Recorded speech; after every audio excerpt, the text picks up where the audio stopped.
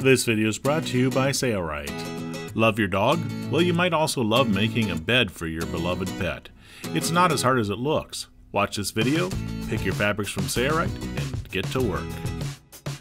The first job in creating a dog bed is determining the correct size of bed. For your convenience, Sailrite will provide 4 possible size dog beds, from extra small to large. Once you pick your size, you may want to pause the video here to study these 4 possible patterns.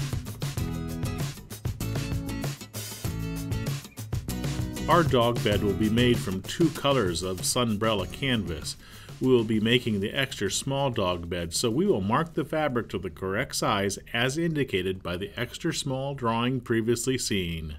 The sides of this bed will be a green color, while the bottom and pillow inside the bed will be a pink color. Here, Angela is marking the macaw green Sunbrella fabric to the correct size for the bed sides. She's using a soapstone pencil, which is a great way to mark the fabric, as the marks will easily come off with just water. Once the fabric is marked, she will use the Sailrite edge hot knife to cut the fabric to size. This hot knife heats up in a few seconds and easily cuts most synthetic fabrics like this 100% solution dyed acrylic fabric. Notice that a metal ruler is being used to prevent damage to the tabletop below. Using a hot knife will help prevent any cut edges from unraveling.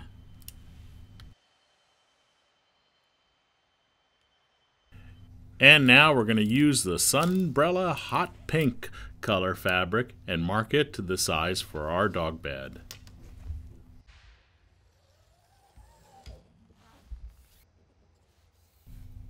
Then we'll use the Sailrite edge hot knife yet again to help prevent the unraveling of the edges to cut out the fabric.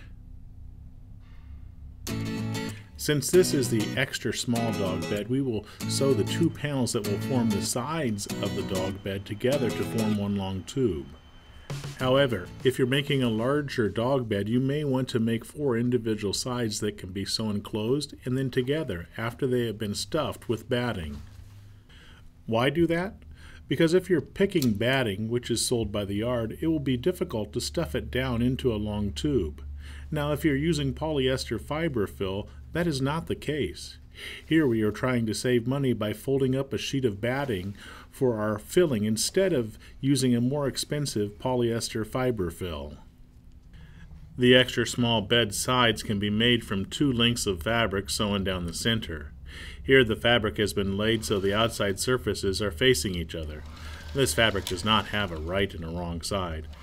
And we are sewing a 1/2 inch away from the edge of the fabric with a straight stitch.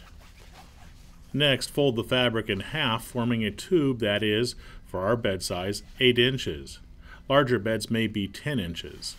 Be sure to fold the outside surfaces so that they are facing each other. Line up the sides and then sew down the length of the fabric, forming a tube. As always, when you start and end your sewing, be sure to reverse to lock the stitch in place. When Angela stops here, notice she buries her needle to keep the fabric in the exact spot, while she checks to be sure the edges will line up correctly before she sews again. Since the Sunbrella canvas or upholstery fabric is so light, we are using a V69 polyester thread, which is UV resistant and strong.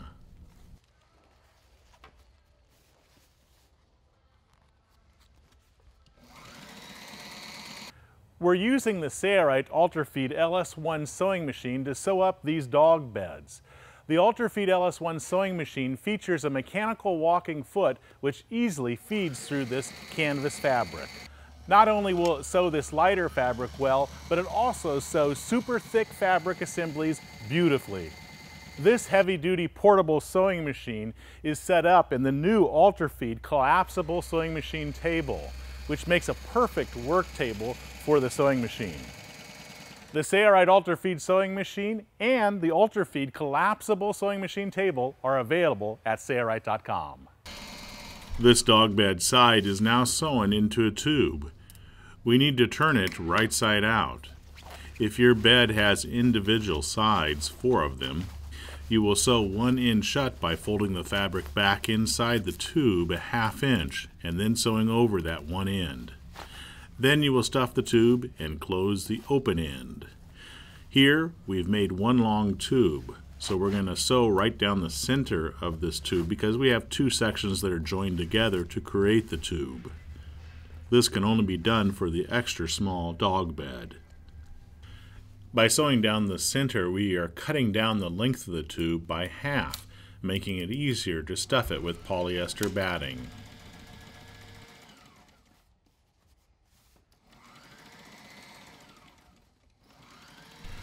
Dog beds are often filled with various types of foam, polyester batting, or fiber fill. The least expensive is polyester batting. It is sold by the yard at Fabric.min. We will cut the batting the length of our tube and about 3 times the width of our tube so we can fold it over about 3 times. Fabric also sells foam and the polyester fiber fill if you'd rather use those. Our bed sides are separated into 2 sections, so we will need to do this twice. We will use the first as a pattern for the second. Larger dog beds will likely have 4 separate sides, so you need to do that 4 times for those.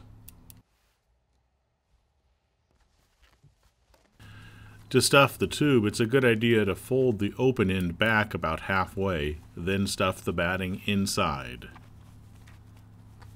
Angela is carefully laying the batting so it is folded nicely and without bumps inside the tube.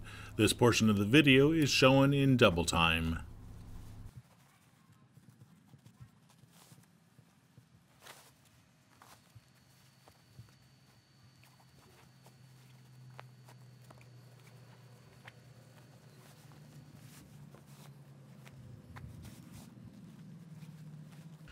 Now that the tube is filled, we can close the open end by folding the fabric back about a ½ inch, then sewing a row of straight stitches down and over that end.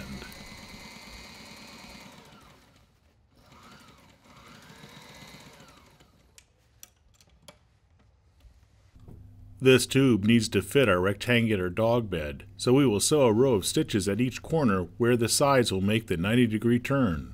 If our calculations are correct, all we need to do is fold the fabric to the center location to find the corner location and sew a row of stitches at that location.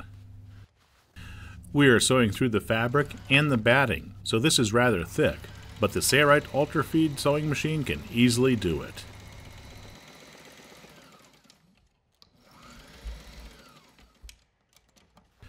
Now follow that same procedure for the other side. We will not be showing this again. If your dog bed is larger, your side sections may be separate pieces, and you will need to sew them all together, similar to what is shown here. That process is done exactly the same way as Angela will show you here. Butt up the end sections so they are flush, and then take it to the sewing machine and sew them together. Try to keep the stitches on top of the stitch that closes the ends shut.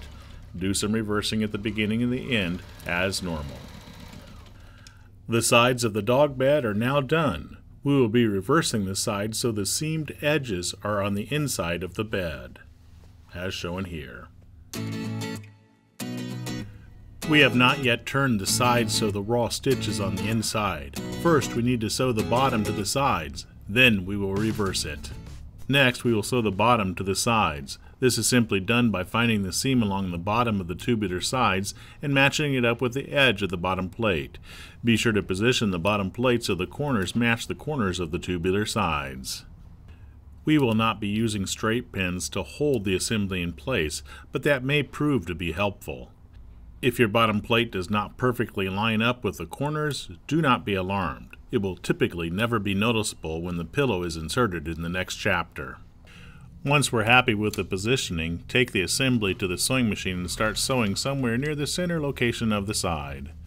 The straight stitch should be about a ¼ inch away from the raw edge of the bottom plate. Since we have not pinned the assembly, we will have to go rather slow here, and every time we stop, it's a good idea to have the needle buried in the fabric so we don't lose our position.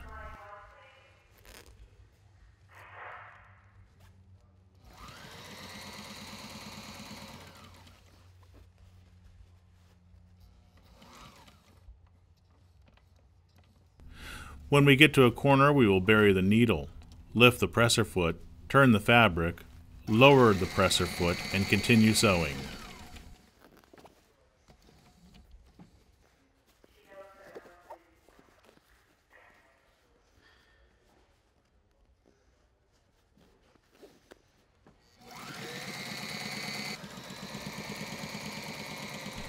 When we get to the place where we started sewing, we will do some reversing to lock the stitch in place, and we are done.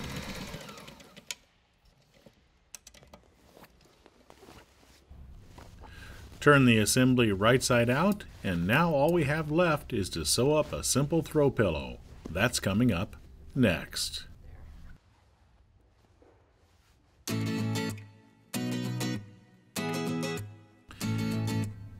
Take the two plates that will be used for the pillow and lay them on top of each other so the outside surfaces are facing each other. Our fabric does not have a right or wrong side here. Then take it to the sewing machine and sew a straight stitch about a ½ inch away from the raw edges. Be sure to leave an opening on one side so the batting can be inserted in a later step. We are using the deluxe magnetic guide here to help guide our stitch along the side of the pillow.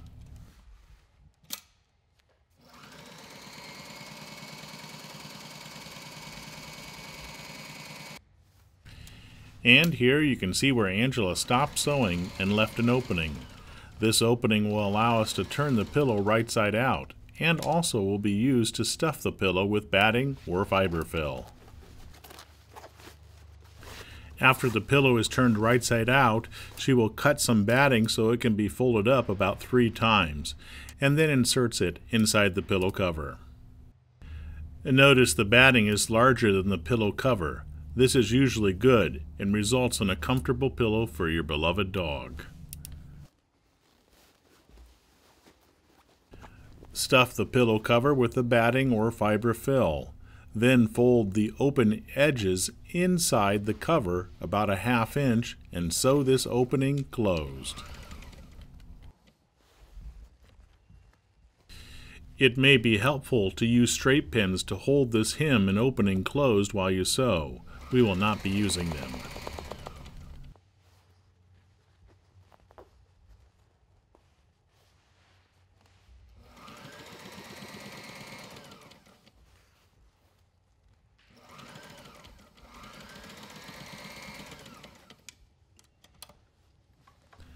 The dog bed is now complete. Let's go over the materials lists and the tools that were used to make this dog bed. You will find hundreds of fabrics at Sayrite.com that will work well for a dog bed of this fashion. If you have questions, be sure to give us a call. For more free videos like this, be sure to check out the Sayrite website or subscribe to the Sayrite YouTube channel today. It's your loyal patronage to Sayrite that makes these free videos available. Thanks for your loyal support.